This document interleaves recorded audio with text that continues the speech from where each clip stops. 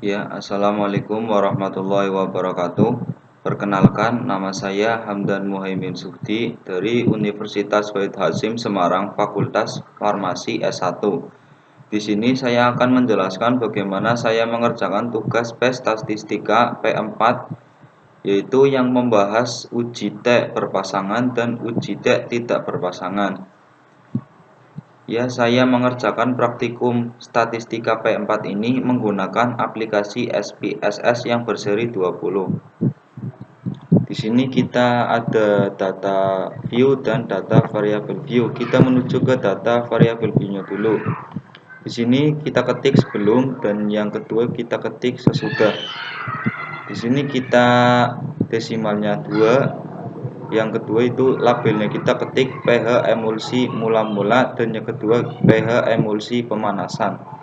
Selanjutnya misalnya kita ubah menjadi scale dan yang di bawahnya juga sama kita ubah menjadi scale. Kita menuju ke data view. Di sini kita ketik sama seperti pada kasus tersebut.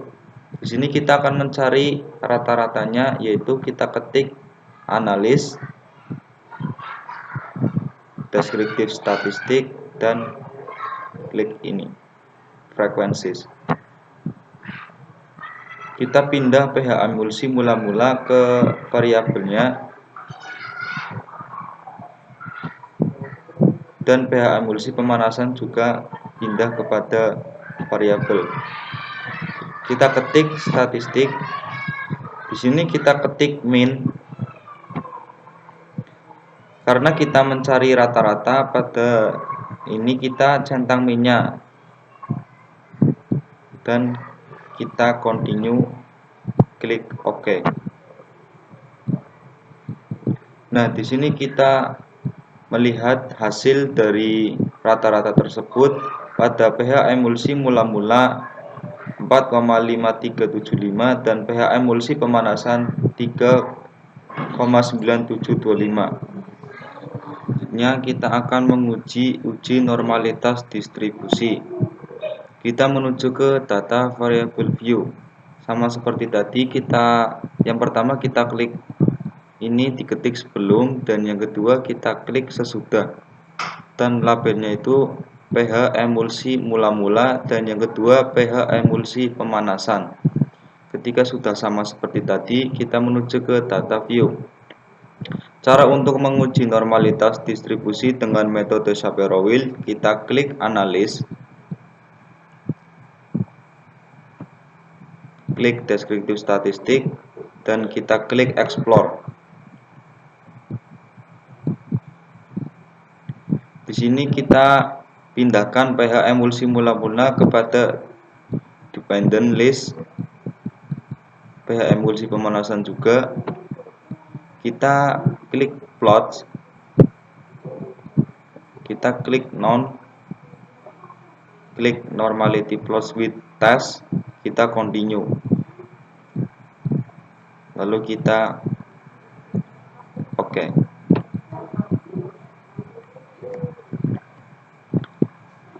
Nah, ini pada output pada uji normalitas distribusi. Kali ini menggunakan metode Shapiro-Wilk. Nah, kita lihat pada Shapiro-Wilk-nya, yaitu signifikasi pH emulsi mula-mula 0,182, yang pH emulsi pemanasan signifikasinya 0,006, yang berarti dimana signifikasi pada keduanya itu kurang dari 0,05, jadi tidak terdistribusi normal. Maka dari itu kita akan menggunakan uji Wilcoxon. Setelah kita menguji normalitas distribusi dengan menggunakan metode Shapiro-Wilk, kita selanjutnya melakukan uji homogenitas. Yang pertama ketik jenis emulsi dan yang kedua kita ketik pH. Di sini kita ketik 0 ya, yang kedua desimalnya kita ketik 2 dan false-nya yang pertama yaitu mula-mula dan yang kedua yaitu pemanasan. Yang mesonya kita ubah menjadi scale yang kedua juga diganti skill. Selanjutnya kita menuju ke data view. Di sini saya menulis angka 1 dan angka 2, dan yang angka 1 itu adalah ini mula-mula, dan yang angka 2 yaitu pemanasan. Setelah seperti ini kita akan mencari homogenitas, kita klik analis, deskriptif statistik, kita klik explore. Di sini pH-nya kita pindah ke dependent list, dan yang jenis emulsi kita pindahkan ke factor list. Setelah itu plotsnya kita seperti ini, non, yang ini power estimation, dan kita continue. Setelah itu kita klik OK. Nah, ini adalah hasil output homogenitas.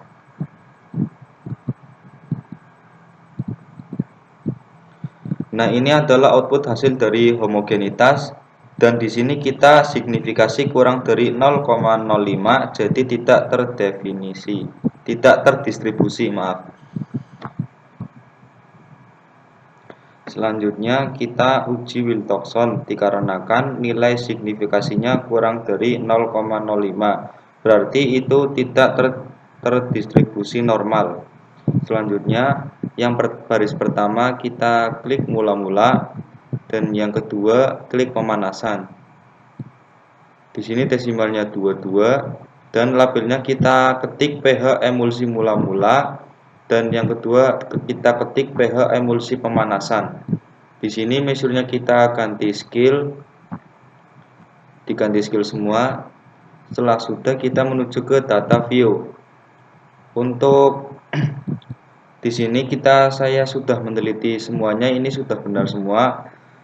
Kita melakukan uji Wilcoxon dengan cara klik analis, kita klik non parametric test, kita klik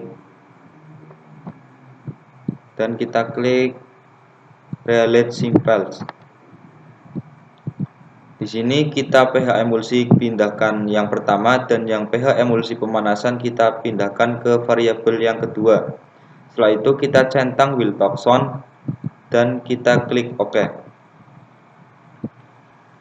Nah, ini pada kali ini adalah output dari uji Wilcoxon.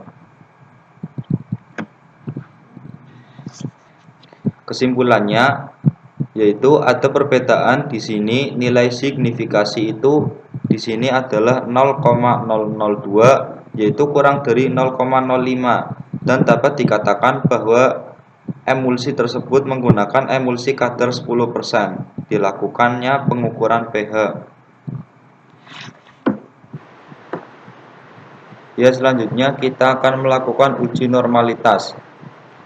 Di sini menuju ke variabel view-nya dulu, kita klik, kita ketik lokal, dan yang baris kedua kita ketik import, dan labelnya kita ketik lokal juga, dan yang kedua kita label yang kita ketik import, dan measure-nya kita ubah menjadi skill, dan yang kedua juga diubah menjadi skill.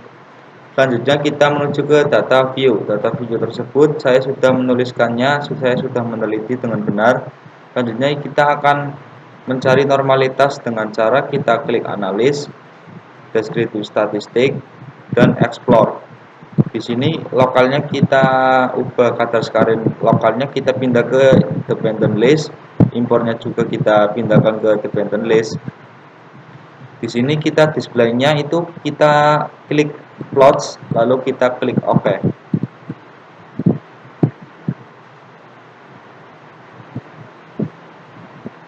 Ini adalah hasil output dari data tersebut ya.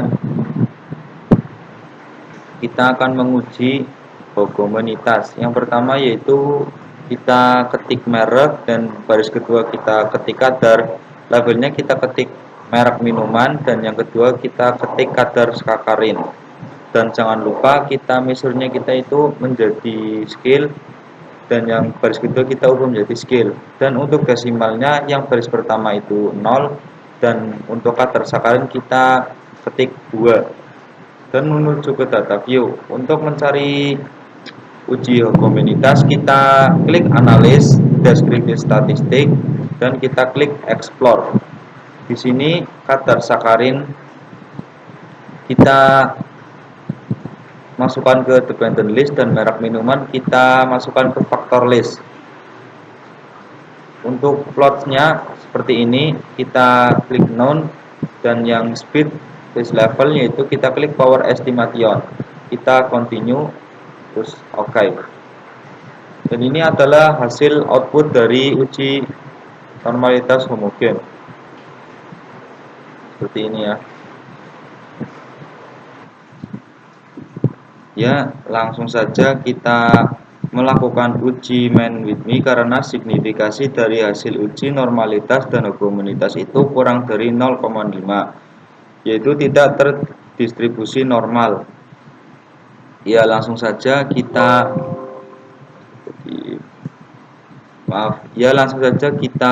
ketik yang pertama merek dan yang kedua kadar. Labelnya kita ketik merek minuman dan yang kedua kadar sakarin. False-nya kita ketik yang pertama lokal dan yang kedua impor, lalu kita oke. Dan desimalnya kita nolkan, yang baris kedua kita duakan, dan measure-nya kita ganti menjadi skill, yang baris kedua juga sama.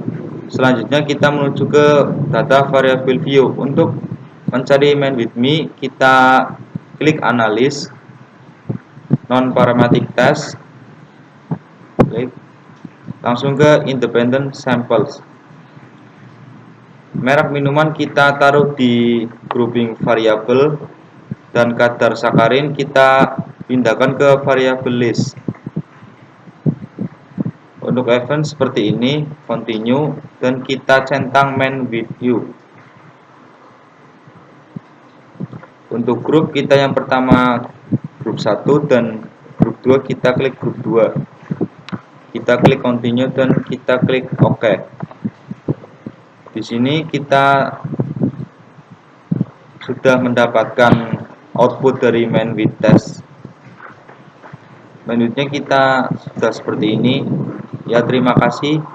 Apabila ada kekurangan mohon dimaafkan. Wassalamualaikum warahmatullahi wabarakatuh.